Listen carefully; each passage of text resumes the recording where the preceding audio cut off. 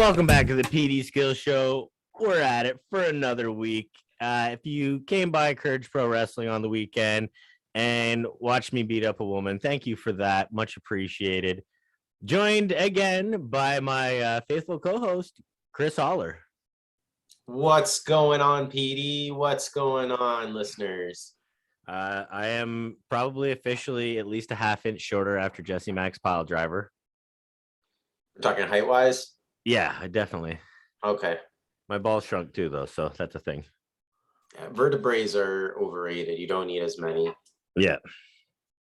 So the topic for today, chosen by Mr. Holler himself, looks like we're going to do a little bit of rewind, rebook, time machine. Time machine action here. So we're going to be picking and rebooking specific companies for specific time frames in wrestling history. So if you're not up for it, tune the fuck out. But otherwise, here she goes. So what were you thinking? What time frame did you choose to rebook? I chose for myself the early 80s. Ooh, you went with, see, and I was like, I'm only going as far back as I can get exclusively good information for myself. So let's go with the 80s. I'm guessing, what company did you book? I would take over AWA, the American Wrestling Alliance. Okay. Tell me more. And I said alliance, I mean the association, but you know what I mean. Yeah. So what was one of the key moments between 1982 and 1984 that really launched the popularity of WWF? Hulkamania. Hulk Hogan. Who had Hulk Hogan prior to WWF? AWA. I would have held on to Hulk Hogan with every penny that I had. He would have been the key cornerstone to my nationalization, we'll say, of the AWA. Just to keep our listeners on their toes, spoiler alert, this podcast is going to go from keep Hulk Hogan at all stakes to fuck Hulk Hogan real quick. So go on. So obviously you'd have done everything you can to keep Hulk Hogan. I mean, obviously we're going to throw money at that, right? Oh, for sure. And with that plan, of course, when I bought it from Bergagna, his plan was, still keep things regional. He was not so far, even though they were expanding in other areas and other territories around the Midwest and everything. He was still not, I don't know if he was hesitant or just not looking to go national. So taking the property, the AWA property from him and using Hogan as the cornerstone, because of course, with a lot of this, we have hindsight. But even at the time, as Vince McMahon saw, there was money to be made with Hulk Hogan. So basically, I would take already the core of what I think was a really strong roster at the time. And that was evident by the fact that WWF ended up poaching so many of these wrestlers by that time to the WWE. But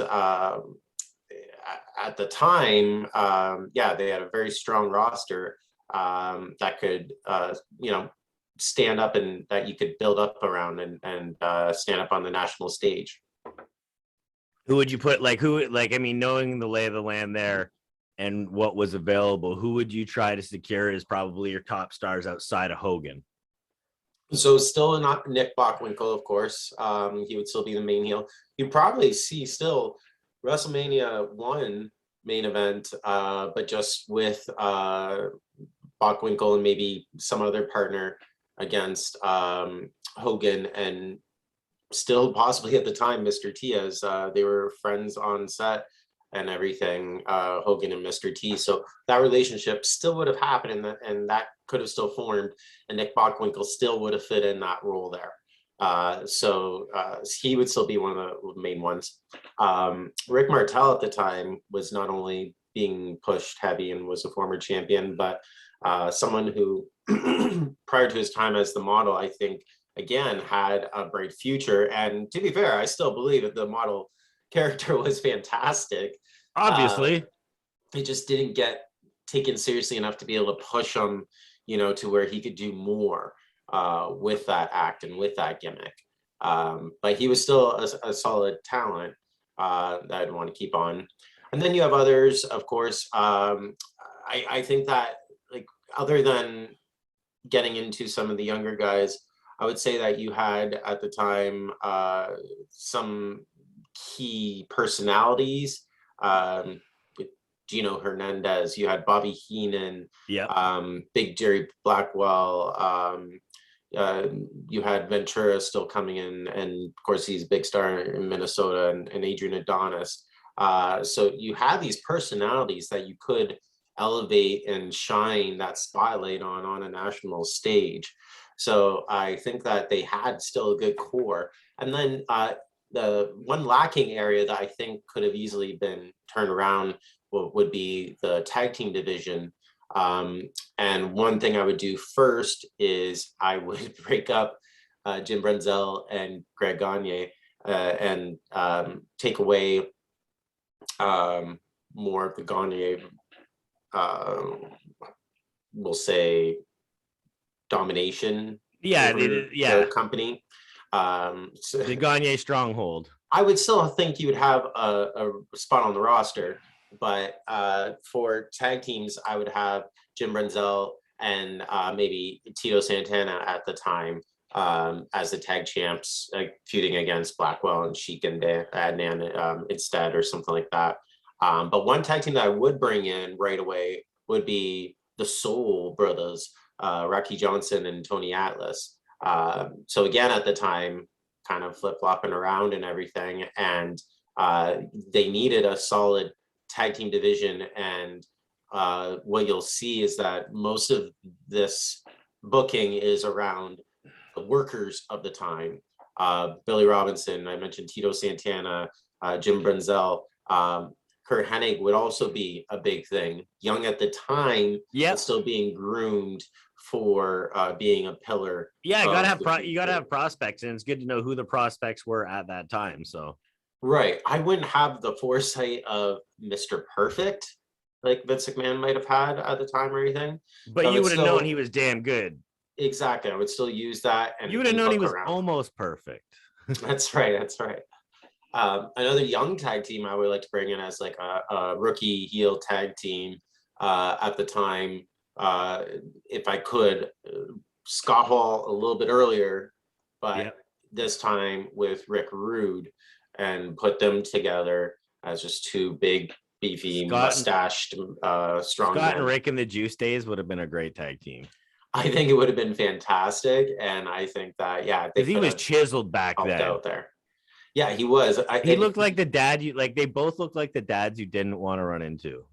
Right, and not like as ripped at the time as Rick Rude would be, but he was definitely he had the size, and you knew where his shoulders began and ended, and the next part started very definitively.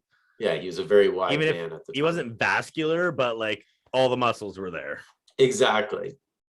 So I would use that size, that look, that youth of those two, and put that together with what I would think would be a stronger tag division, and lead the way for when eventually still the Road Warriors would eventually come in and everything. So I would still have that too. So eventually the tag team titles would be bounced around those teams for the world title. Maybe Nick and Hogan at first for a little bit, but I would still use Martel in there. With Hogan being there, you wouldn't really have maybe face Hennig at that time or anyone, but he could have feuded with the likes of Gino Hernandez. And I think that, looking back, that could have been money too. And then you add other young guys like Terry Taylor, Steve Regal. I would want all these workhorses to, again, put around Tito and and Mhm. all the workers, and have that big name power that we're building with Hogan and Bockwinkel and others. But oh, I forgot a big one too. I'd bring in Andre again, throw every little bit at Andre, and just like WrestleMania 1, I would do WrestleMania 3 first too. Mhm. And earlier when Andre can still at least move. Um, and I think that would have been what basically almost the same path as the WWF, but for the AWA and based around the AWA roster, and looking at it from that perspective. So one other thing too I would add, and this is something that didn't, or I should say didn't last long with AWA, but also used to make things different. And maybe it wouldn't be something that I would bring back right away, but after a little bit of time, and that's the Brass Knucks title, which was basically tape fist, hardcore, no DQ I matches. love that shit. Obviously, I love that shit. I'm all for that. Yeah, and so it would be something different from NWA and the WWF's product, and you know, you can bring in a lot of the not so ready for the main event guys to Yeah. earn their status, we'll say, using that title, not just as like a garbage hardcore title or anything, but kind of like a tough man title, like that solidifies them as a contender to where then maybe they can go on to Mhm. fight for the world title one day. All right. Well, you've got that well booked out then. I wasn't when you gave me the year, I was like, how much excess information will he have? Well, what else I would think, so that's what I would do with AWA. The way I would think it would go is, again, I think it would go the route of the WWF in terms of being national, Hogan, Andre, those big time events and everything. But another thing I think that we would see WWF and NWA together, and I would have seen Ted Turner getting into the wrestling business by partnering with McMahon, and you would see a combination WCW WWF together. Yeah, As together, they would think that that would be the only way to combat this Hulkamania, very popular AWA, right? Hulkamania. All right. Well, just out of curiosity, because I know you had mentioned that before we did the show that you could have done two. What was the second one? ECW 2000. Oh, I would have That loved that one one. That one, it's a little bit different because that one I had planned, you know, for years, as I was a huge fan of that era of ECW, not just ECW, but I liked 2000 ECW. I was Maybe a we have to do huge an episode. Torino Maybe fan. we have to do an episode of saving ECW. Yeah, just where we could talk about the whole year of 2000 and some of the moments, the wrestlers, and what could have happened afterwards, because I think there's stuff there. They lost a lot at the time in terms of talent, and they were struggling for money, but they just needed just a little bit longer to get over that hump Yeah, to stay competing. absolutely. All right. Well, I'm gonna give you a little backstory for mine. The year is 2010. Okay, I want to talk to you about a land called Total Nonstop Action. I've heard of that. They made an impact. So, in this scenario, Dixie Carter has signed the likes of Eric Bischoff and Hulk Hogan in an attempt to completely rebrand Total Nonstop Action. However, in this scenario, in this universe, the Carter family and Panda Energy just have declared her absolutely insane and have had no choice but to leave me in charge of TNA Wrestling. So, first, let's do some house cleaning. Terry Bollea, Jeffrey Jarrett, Dixie Carter, Eric Bischoff, Get the fuck out of here. Wait, you're cutting my boy? Yeah, I told you it was going from yay Hogan to fuck Hogan real quick. The first thing you wanted to do was make sure you kept Hogan. The first thing I needed to do was get him the fuck out of here. Fair enough. So I took some inspiration from the golden age of SmackDown on this, and instead of the SmackDown 6, I have created the TN8. Okay. So these are not necessarily, this is just the focus of the TNA World Heavyweight title at that time. It actually, for the heavyweight title, I did it all including existing faces. So heading up as the number one face, I had AJ Styles. I mean, he was the flag bearer for TNA, and his heel run was one thing that I would have undid. His Hulk Hogan heel run, I would have totally, completely undid that and had him as the face of the company, as he should have been. I feel like if that would have been the case and he never would have went through that, we may have never got AJ Styles in WWE.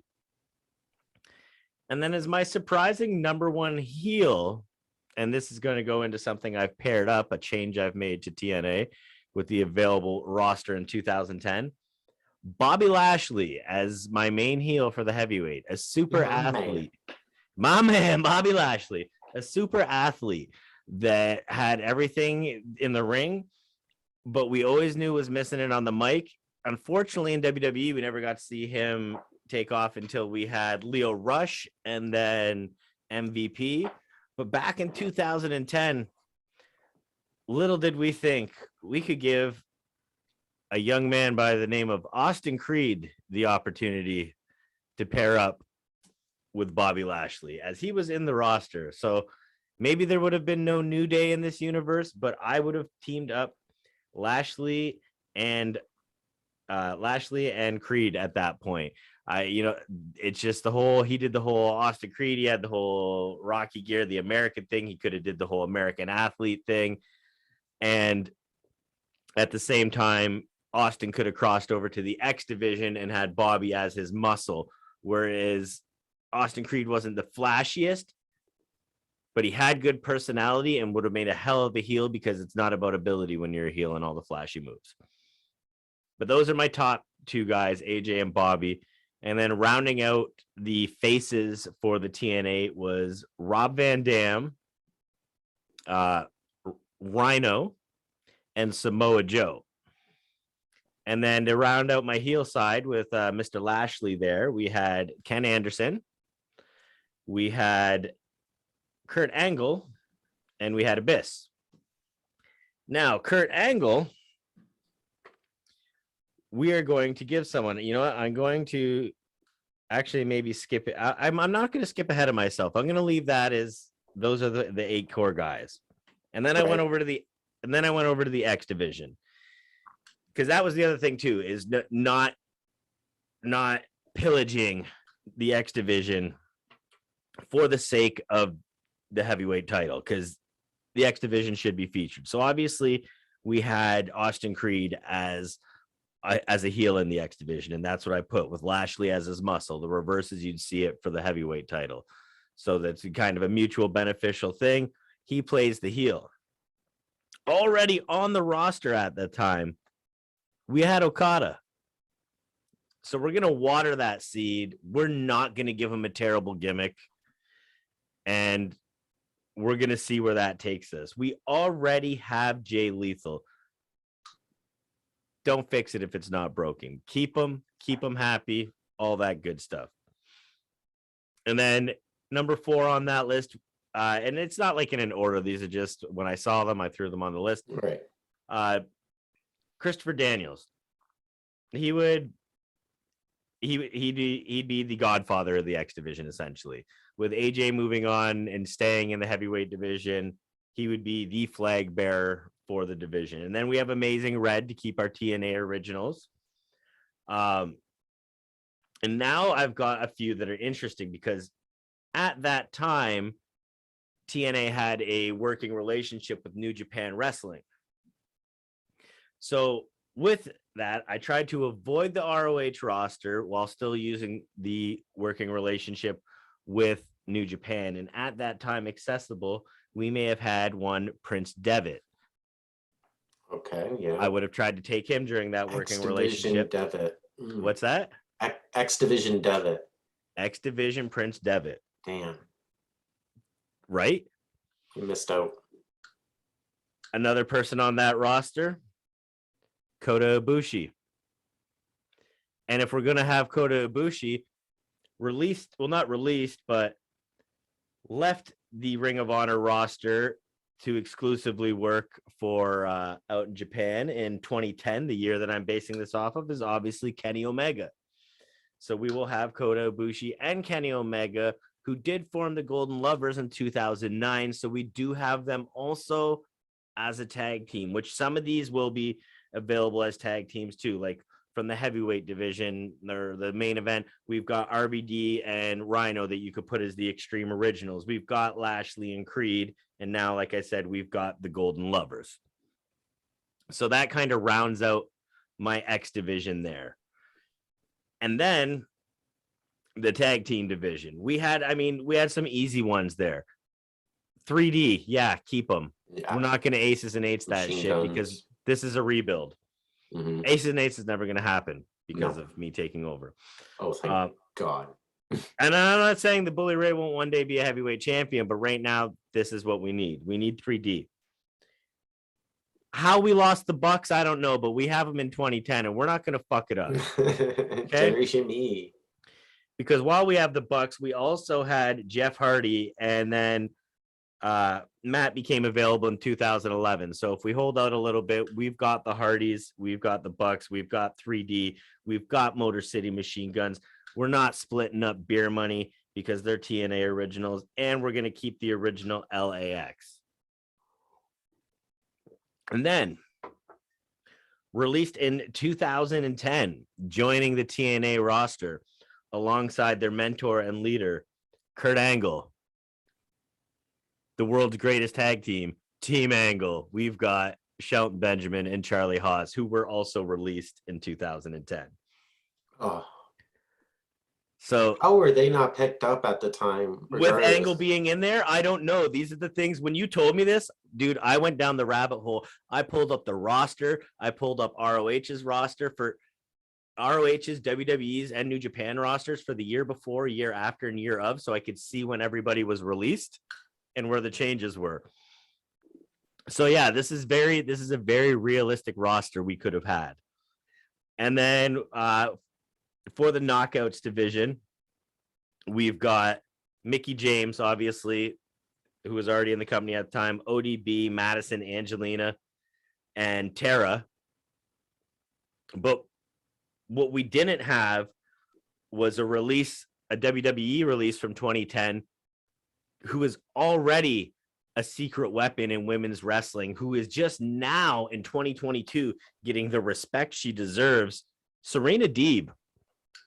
Yes. A 2010 pickup of Serena Deeb, because she was released around the same time as Gallows. I haven't included Gallows because I already have a lot of tag teams, and I'm not trying to take everything Japan had at the time. And everybody I have, like Kenny Omega and Prince Devitt, and all this is all pre-Bullet Club. So with these moves, do any of these things happen in this form? Maybe, maybe not. But I've got the Bucks, I've got AJ, I've got Prince Devitt, I've got Kenny Omega, I've got all the Bullet Club leaders.